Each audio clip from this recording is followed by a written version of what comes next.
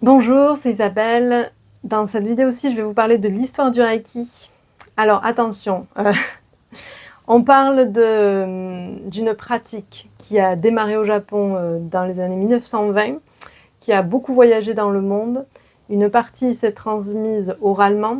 Il y a une partie qui a disparu à cause de la guerre. Bon, vous allez voir, je vais tout vous expliquer. Donc, et il y a une partie qui est romancée parce qu'on apprend mieux les choses quand c'est un peu magique, un peu romancé. Si on reste que dans le factuel, bon voilà. Parfois on retient pas bien. Donc sachez que cette histoire est romancée. Il y a des maîtres Reiki qui sont allés à la source, qui ont fait des vraies recherches, qui ont documenté et qui vous donneront une histoire du Reiki très très précise. Je pourrais vous donner des références. Voilà, moi j'aime bien vous donner la version, alors je ne vais pas vous donner un truc ultra romancé, mais sachez que dans la version que je donne, il y a des choses qui... Voilà, je vous explique et puis vous verrez de vous-même. Donc, le Reiki qu'on pratique nous, les bases ont été posées par un maître Reiki qui s'appelait Mikao Usui et elles ont été posées, ces bases, entre 1922 et 1926. Cependant, il faut savoir que dans les années 20, donc là il y a un maître Reiki qui a fait des recherches sur ça, je pense que c'est Frank Arjava Peter. Dans les années 20, ah non, je me trompe, je vais vous dire qui c'était. Mais je pense que Frank Arjava Peter a fait plein de recherches. Et vous, dans votre lignée, c'est William Lyrand. William Lyrand, il a fait beaucoup de recherches. C'est un grand maître Reiki américain. Ça fait 30 ans qu'il enseigne le Reiki et il a fait beaucoup de recherches sur les origines du Reiki. Et donc, il a découvert que dans les années 20 au Japon, plusieurs lignées de Reiki existaient déjà. Il y avait plusieurs maîtres qui ont canalisé cette énergie et que tous l'ont appelé Reiki. Donc, ils ont donné d'autres... Enfin, c'était pas que Reiki, c'était la méthode Reiki de Monsieur Untel, la méthode Reiki de Monsieur Untel, etc. Mais ils l'ont appelé Reiki, donc ils ont bien canalisé la même chose avec l'information que ça s'appelait Reiki. Voilà, seulement, il se trouve qu'il n'y a que la méthode de Mikao Usui qui a perduré dans le temps et qui est arrivée jusqu'à nous, donc c'est assez...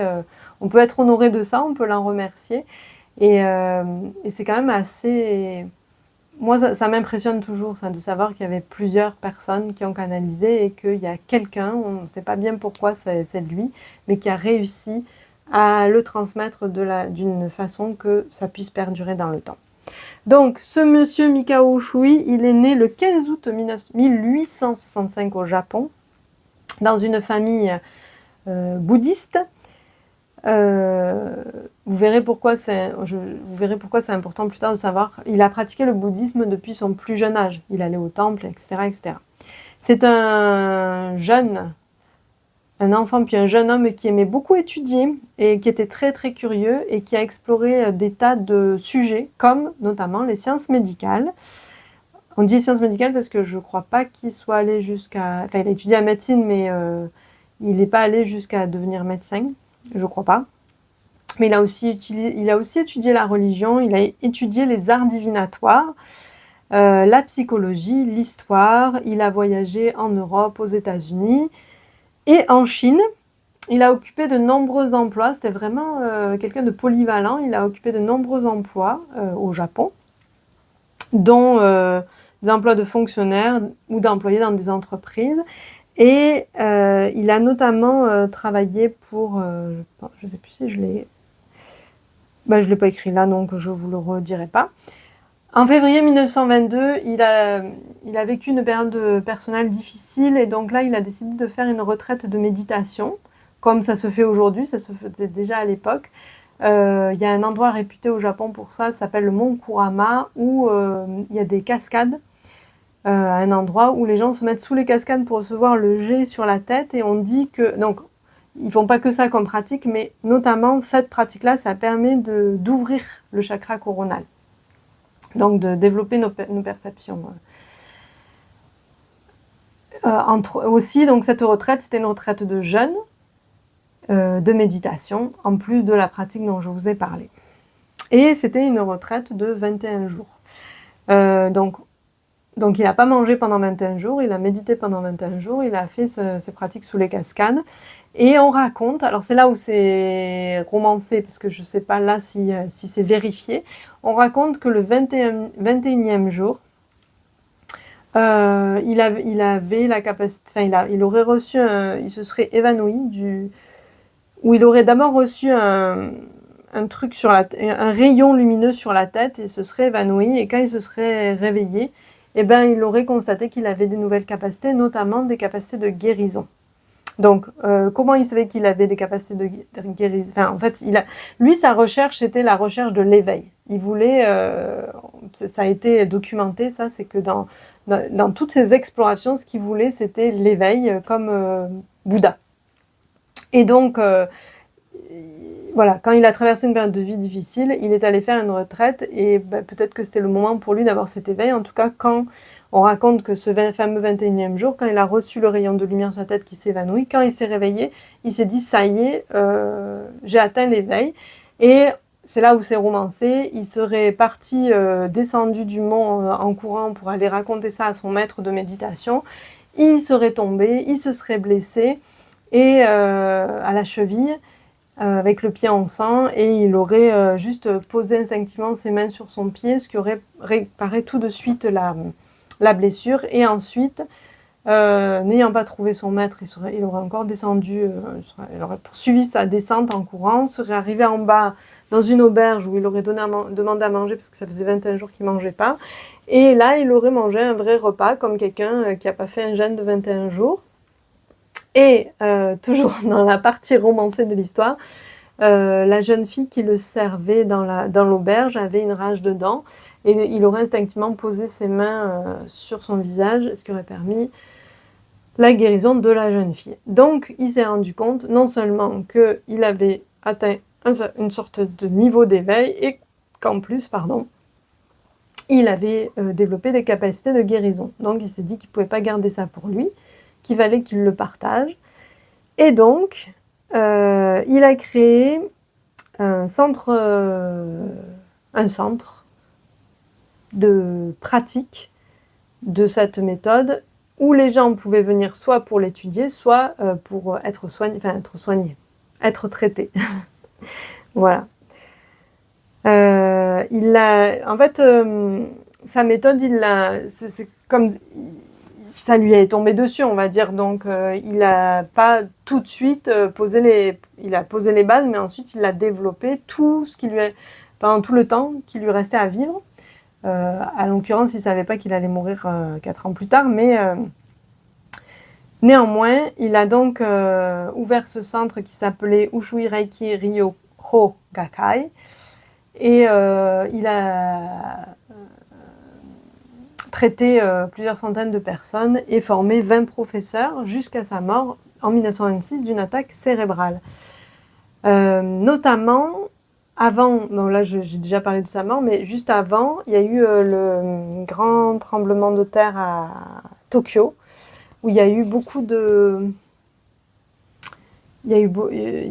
morts et de blessés, et lui, il était très impliqué dans apporter du secours aux gens, et il s'est rendu compte que tout seul c'était compliqué, avec les quelques étudiants qu'il avait formés, ils n'étaient pas assez nombreux, et c'est pour ça qu'après il a ouvert une autre école plus grande, et donc en fait il avait beaucoup de succès, les gens venaient en masse pour se former, et lui après il voyageait dans tout le Japon pour propager la méthode, et c'est donc dans un de ses voyages qu'il est mort d'une attaque cérébrale. Avant de mourir, il avait demandé à un de ses étudiants, qui s'appelait Dr Hayashi, d'ouvrir sa propre école. Dr Hayashi, lui, il était médecin. Il était médecin dans l'armée. En fait, il avait été médecin dans l'armée, il était encore médecin, mais il était dans l'armée de réserve. Voilà, donc il travaillait plus dans l'armée, il pouvait ouvrir lui aussi une clinique. Et donc quand Ushui est mort, il a respecté le vœu d'Ushui, il a ouvert sa propre clinique, et lui aussi il a développé la méthode encore un peu plus. C'est-à-dire que du temps d'Ushui, on faisait les soins sur une chaise.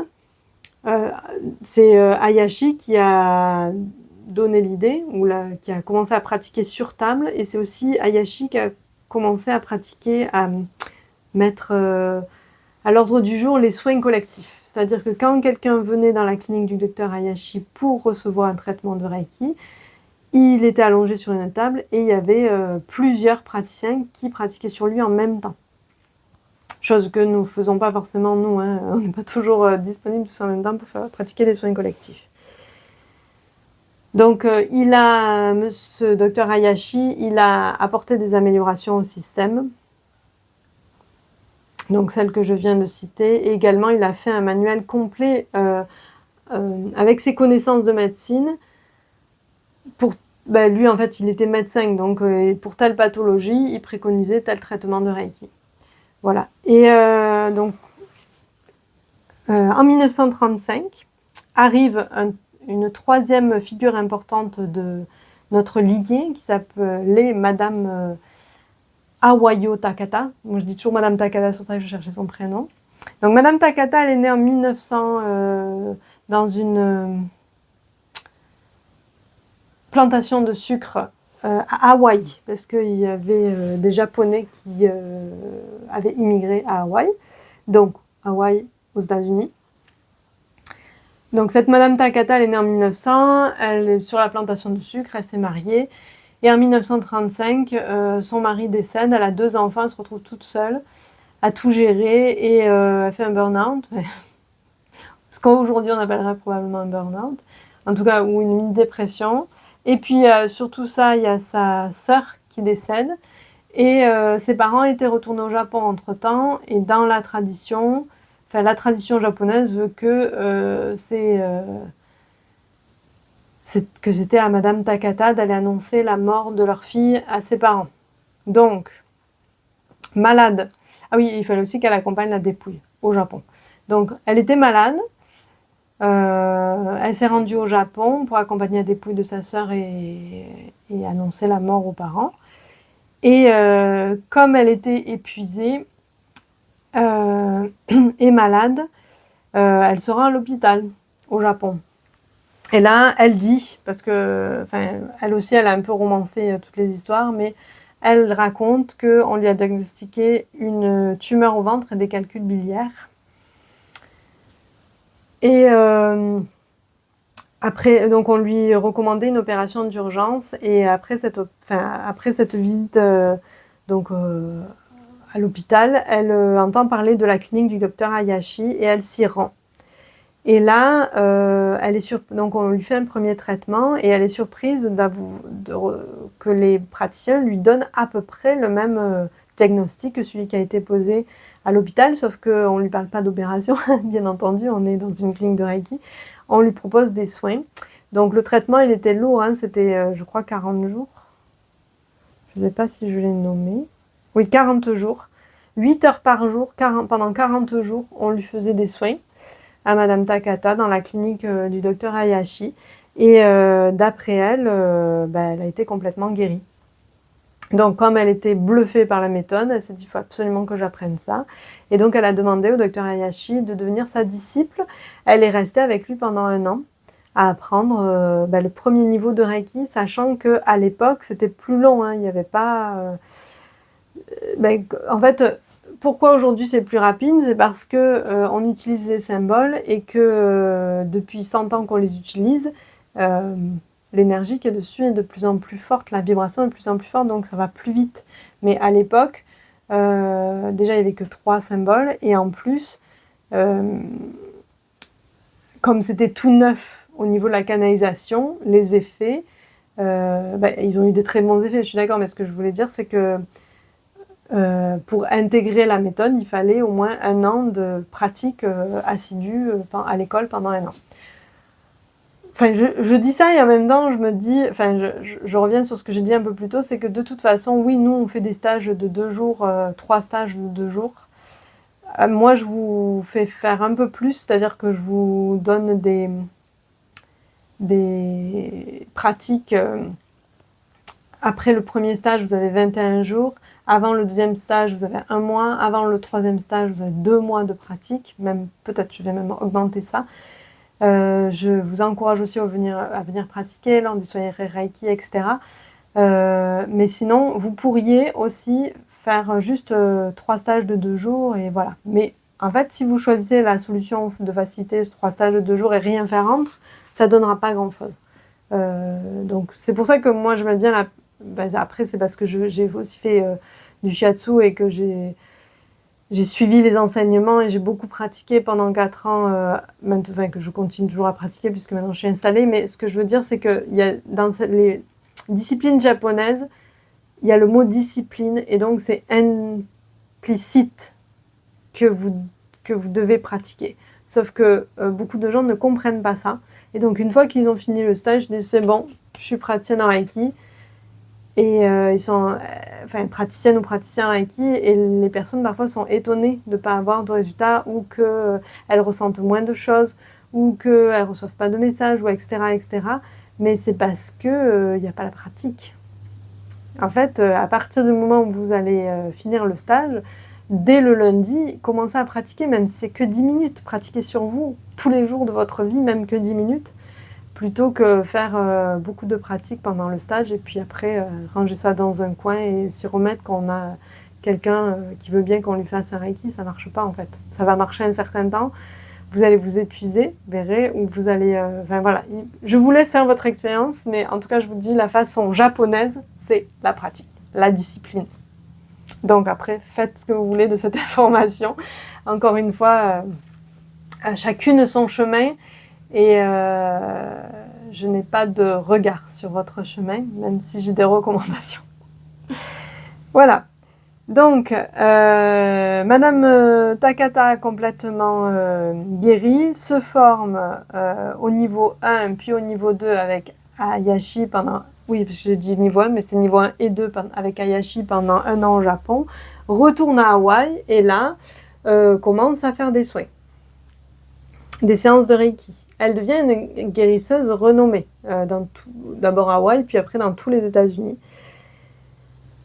Comme ça, c'est très populaire, il y a beaucoup de personnes qui veulent se former avec elle. Et c'est pour ça qu'en 1938, Dr Hayashi vient à Hawaï pour 6 mois pour lui transmettre, déjà pour former avec elle des gens sur l'île d'Hawaï et ensuite lui remettre le titre de Shihan, c'est-à-dire professeur. Donc on dit que pendant 6 mois en 1938, Shujiro Hayashi et Awayo Takata ont formé 350 personnes sur l'île d'Hawaï. C'était énorme quand même. Pendant 6 mois. Et ensuite, ce qui s'est passé quand Hayashi est venu à Hawaï, c'est, je vous avais dit, il était dans l'armée de réserve. Et comme il venait à Hawaï, et qu'on était dans la période de la Deuxième Guerre mondiale,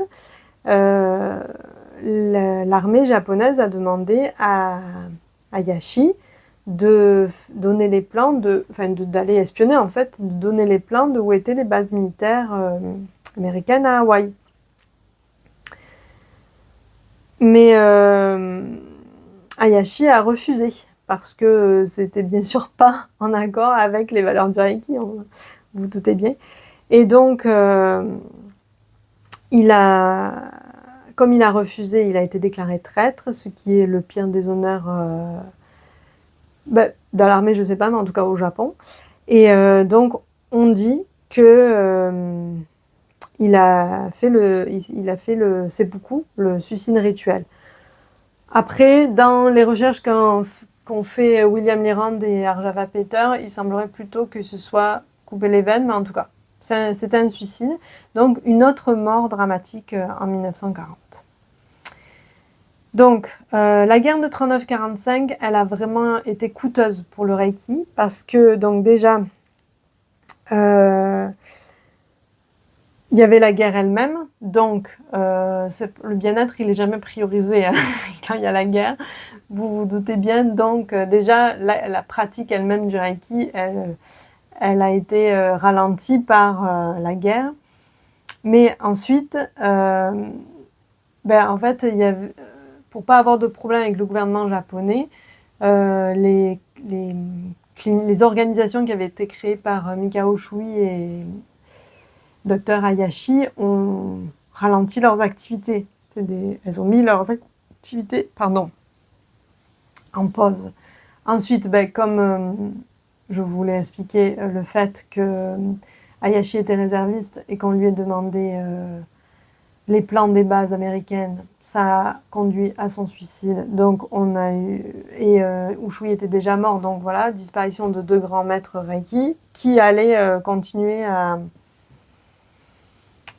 transmettre cette pratique, cette méthode, sachant aussi qu'après la guerre et la victoire des États-Unis, au Japon, la pratique du Reiki a été complètement interdite, puisque en fait les États-Unis ils décidaient de ce qui pouvait être fait ou pas au Japon. En fait, il y avait un blocus.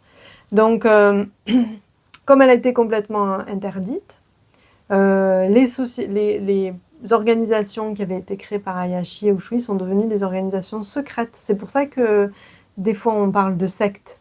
Mais en fait, c'était une question de survie. Donc voilà, ils faisaient plus les gens qui pratiquaient le Reiki ne pouvaient plus faire confiance à quiconque. Donc ils ont créé des sociétés secrètes où on pouvait rentrer que si quelqu'un qui avait confiance en vous pouvait vous introniser, c'est-à-dire quasiment personne.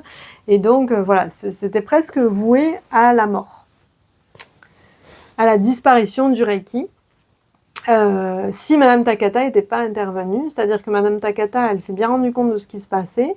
Elle était à Hawaï et américaine. Et donc, elle a pris comme un... comment on dit elle s'est donnée pour mission de répandre le Reiki parce qu'elle croyait vraiment à cette méthode.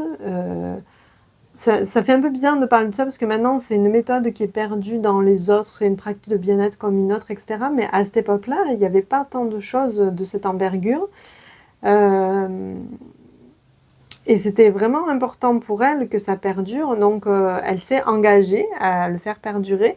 Et la méthode qu'elle a choisie, c'est que, donc, je rappelle, le Japon à l'époque n'était pas du tout bien vu aux États-Unis. Hein. À chaque fois que, de toute façon, on le voit encore aujourd'hui, hein, chaque fois qu'il y a une guerre et qu'il y a un pays qui perd, il y a un déshonneur, donc on ne doit plus du tout. Puis surtout les Américains, c'est très très fort ça, la patrie chez les Américains, et donc voilà, hors de question que maintenant on ne se rend pas compte parce que c'est super à la mode le Japon, mais à l'époque, dans les années 70, ce qui venait du Japon était banni, on ne pouvait plus, voilà, on refusait tout ce qui venait du Japon.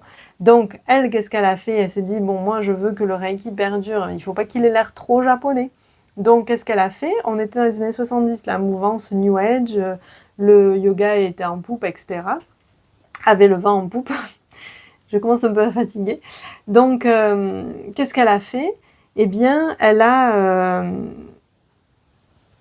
rendu le Reiki moins japonais. Elle l'a américanisé, ou en tout cas l'a New Ageisé, si on peut dire.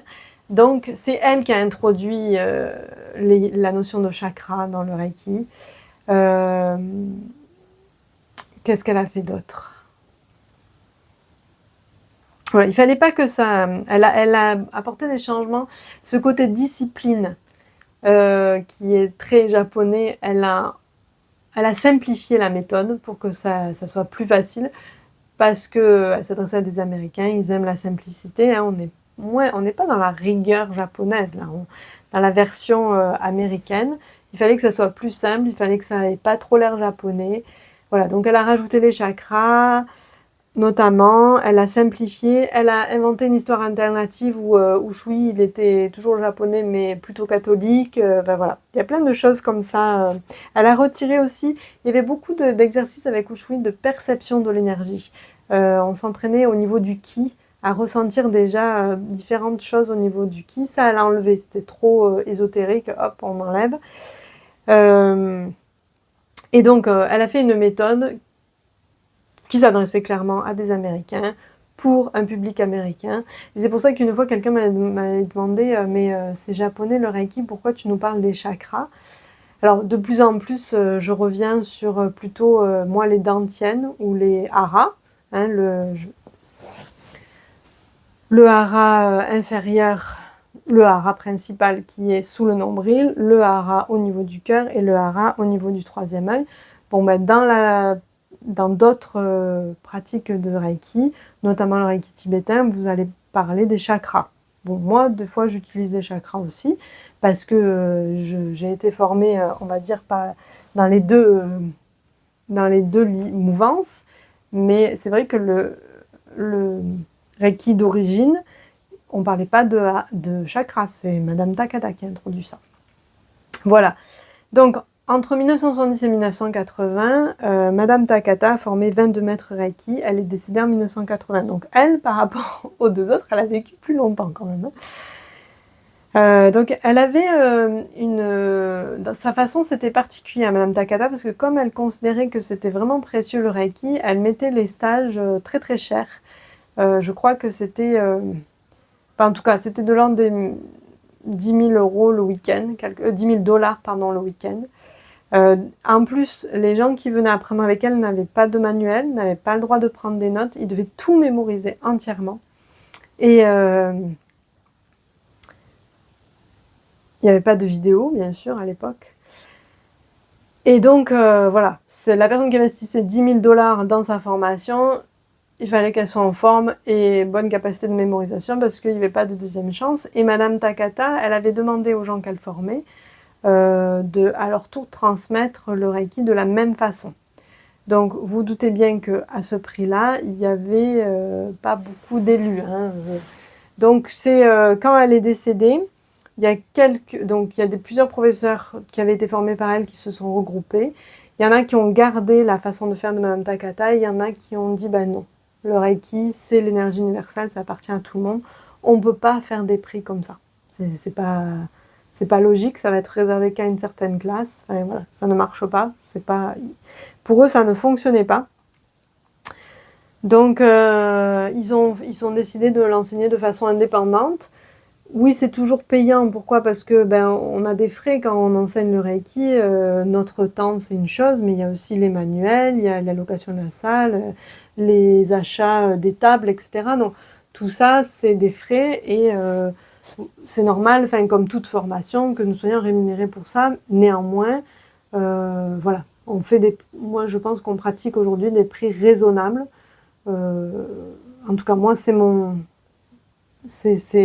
ma façon, c'est de pratiquer des prix raisonnables. Je sais que le niveau 3 et 4, par exemple,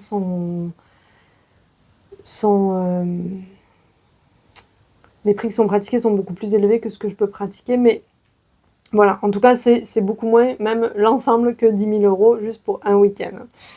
Donc, parmi les gens qui sont partis dans une voie dissidente, on va dire, indépendante, plus abordable, il y a eu Iris Ishikuro, donc vu son prénom, peut-être elle était certainement américaine d'origine japonaise, et William Lyrand,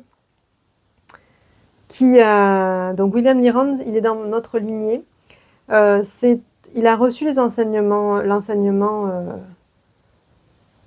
des deux côtés en fait, de Iris Ishiguro et de l'autre côté de l'enseignement que proposait la façon Madame Takata. C'est un maître Reiki qui a très largement contribué à la diffusion du Reiki aux États-Unis et dans le monde. Comme il avait, avant de s'initier au Reiki, il s'était formé à d'autres pratiques énergétiques. Il avait beaucoup de connaissances, c'est lui qui a développé le Reiki tibétain.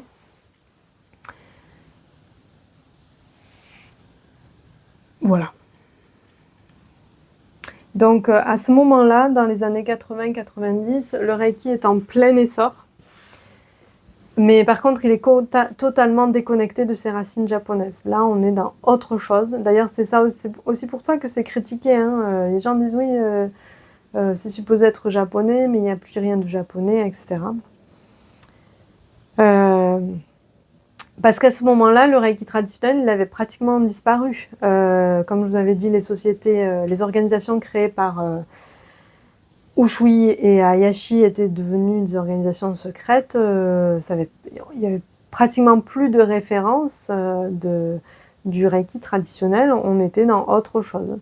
Madame Takata, elle avait introduit un 4e symbole, quand même qui est un... qui est un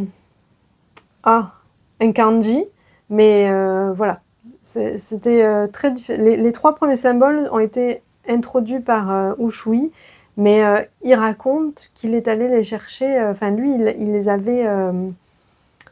c'est en étudiant des textes anciens qu'il avait découvert ces symboles, et quand il a canalisé le Reiki, les symboles sont revenus, mais donc c'est des symboles qui existaient depuis très très longtemps.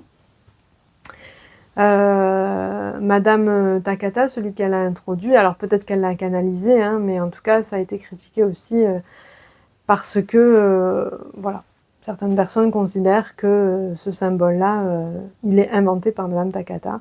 Bon, moi je l'utilise, je le trouve bien utile, donc je vous recommande vous aussi d'expérimenter, de vous faire vos propres opinions. Beaucoup de choses se disent sur le Reiki, comme tout.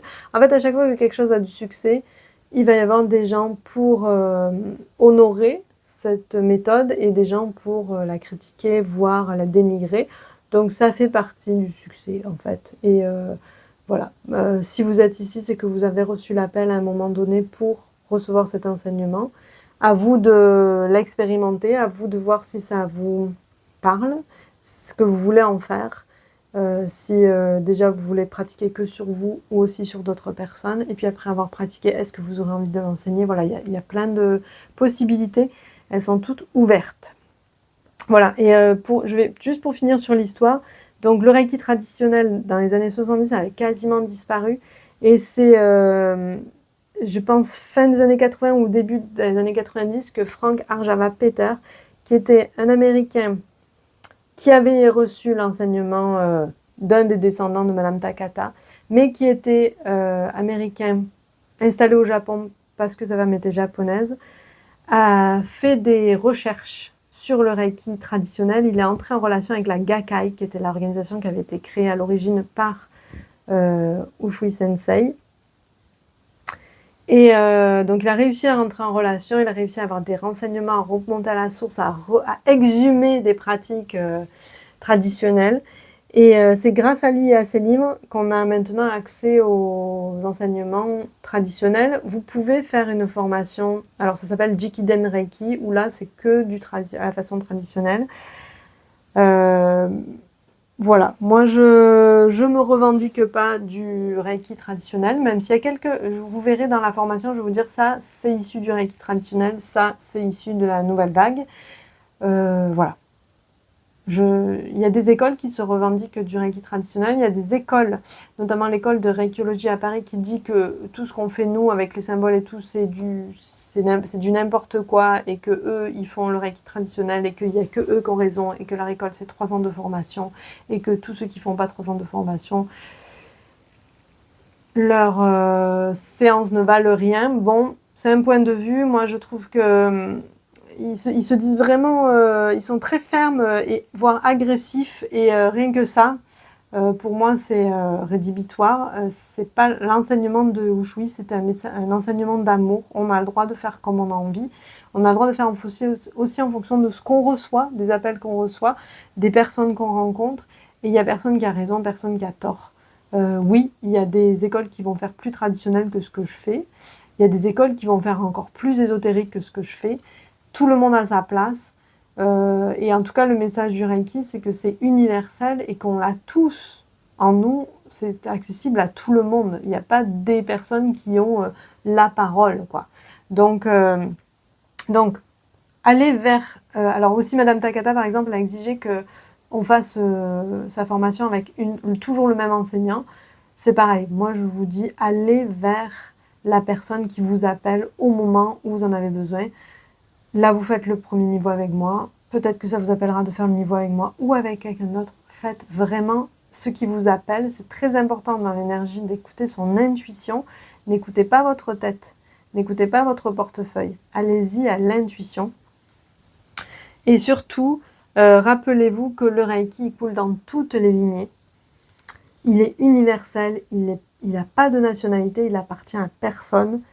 Et il est porteur de valeurs d'amour, de tolérance, de gratitude, d'intégrité et de compassion. Et en fait, c'est ça qui doit être une clé de vérification pour vous. Si vous, à un moment donné, vous allez chercher une autre école de Reiki, vérifiez que la personne, elle est aimante, tolérante, ouverte, qu'elle est remplie de gratitude, qu'elle cultive la gratitude, surtout qu'elle est intègre. Il faut que vous la sentiez sincère, authentique, et qu'elle pratique la compassion aussi. S'il n'y a pas tout ça, c'est pas du Reiki.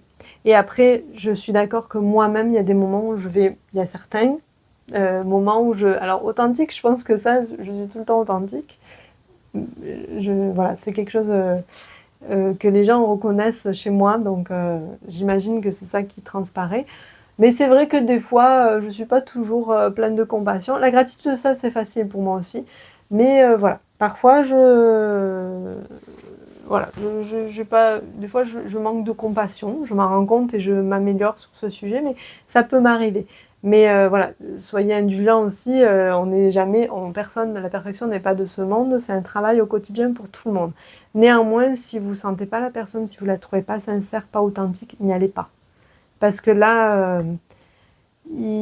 voilà, écoutez surtout comment ça vibre en vous, c'est le plus important. Parce que le Reiki, et je vais finir avec ça, je crois que j'ai déjà dit que j'allais finir, donc là, cette fois, je vais vraiment finir. Il reste un tout petit paragraphe. Ce qui importe quand vous intégrez cette énergie dans votre vie, c'est que les bénéfices que vous allez en retirer sont là pour harmoniser ce qui doit l'être et vous permettre de vivre votre plus grand potentiel. Parfois, aller dans cette direction, ça va être difficile. Parfois, vous allez douter. Parfois, vous allez avoir envie de renoncer. Ça fait partie du chemin. Écoutez tout ça. Vraiment. Voilà. Donc, je vous souhaite une belle journée. Et puis, bientôt, une autre vidéo pour la suite. Merci.